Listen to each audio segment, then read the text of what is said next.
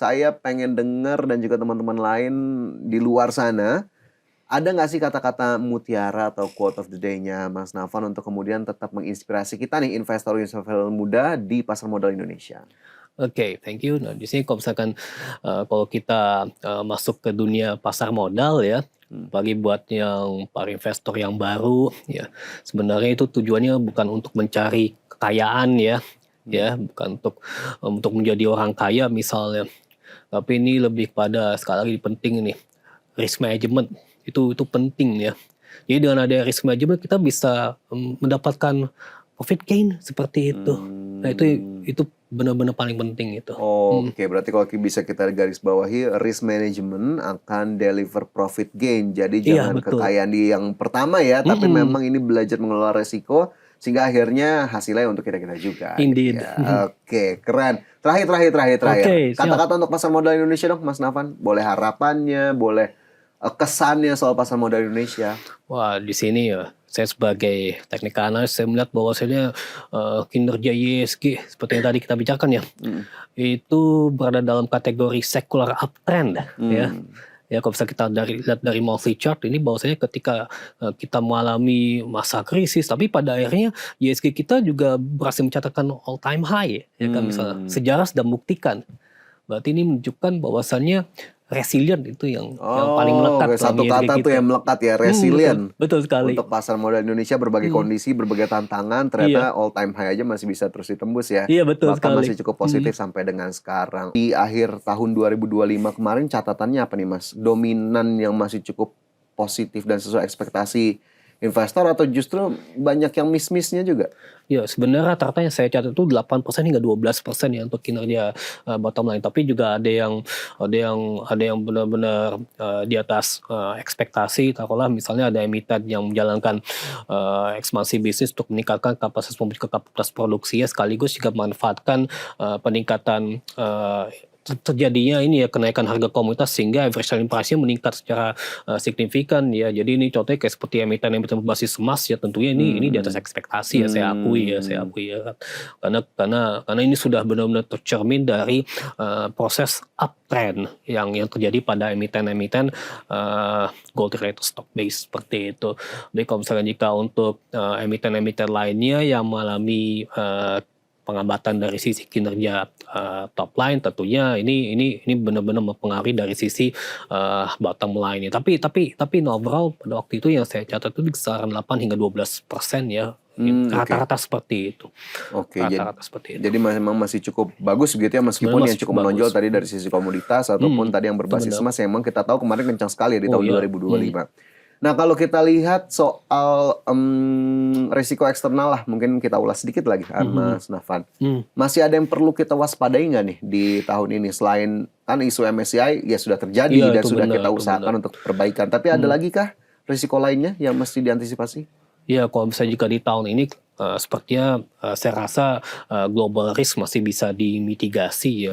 Buktinya saja IMF saja masih merevisi ke atas proyeksi pertumbuhan ekonomi global maupun juga perekonomian GDP dari sisi advanced economies maupun juga emerging markets. Ya paling tidak tantangan eksternalnya masih berupa misalnya kebijakan tarif yang dilancarkan oleh Trump ya, sehingga menimbulkan terjadinya perang tarif, walaupun sebenarnya ini sudah berhasil dimitigasikan dengan lebih mengedepankan pada diplomasi ekonomi ya kan, misalnya seperti maupun juga kerjasama bilateral ya serta multilateral tentunya. Lalu juga di sisi lain saya itu juga geopolitics ya, dinamika politik di kawasan Timur Tengah, dinamika politik di kawasan Eropa Timur, dinamika politik dan keamanan di kawasan regional Asia maupun juga di kawasan Amerika Latin ya. Memang kita melihat biasanya kalau terjadi gejolak geopolitik ya tentunya ini membuat ya market cukup volatil ya, tapi kan akhirnya kan misalnya kalau terjadi yang namanya konflik pasti juga terdapat resolusi konflik ya tentunya ya melalui diplomasi misalnya ya, tentunya market bisa meningkatkan kepercayaan dirinya ya dalam rangka untuk untuk invest di high risk ya seperti pasar modal.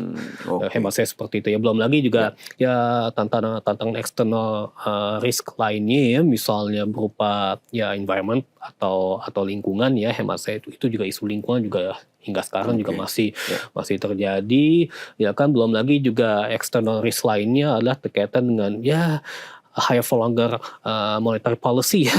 Ya, kalau misalnya jika kebijakan suku bunga tinggi masih berlaku untuk lama ya, misalnya ya seperti terkait dengan dinamika The Fed ataupun juga terjadi dinamika intervensi The Fed ya misalnya oleh Trump. Ya tentunya ini menjadi concern bagi para pelaku pasar global tentunya seperti itu. Oke, sebetulnya memang masih sesuai dengan apa yang kita antisipasi sebelumnya ya, masih belum begitu jauh pergerakannya.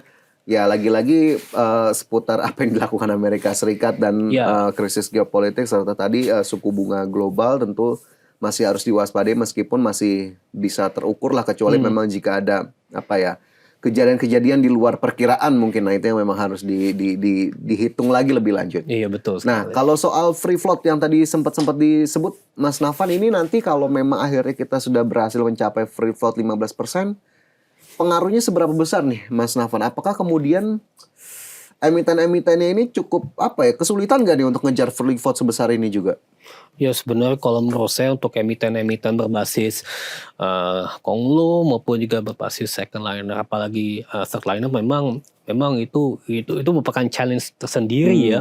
Jadi kalau misalnya untuk meningkatkan free float ya mau nggak mau emiten-emiten tersebut harus rajin menggelar aksi korporasi berupa private placement begitu, sehingga ada partisipasi publik ya untuk mengikuti aksi korporasi tersebut. Jadi otomatis secara bertahap free floatnya bisa meningkat kan begitu kan. Ya kan karena kan ada partisipasi publik di situ. Jadi otomatis kepemilikan utamanya bisa terdegradasi, tapi di sisi lain juga partisipasi publik meningkat ya, sehingga diharapkan tentunya ini secara bertahap bisa membuat free floatnya mengalami penaikan ya.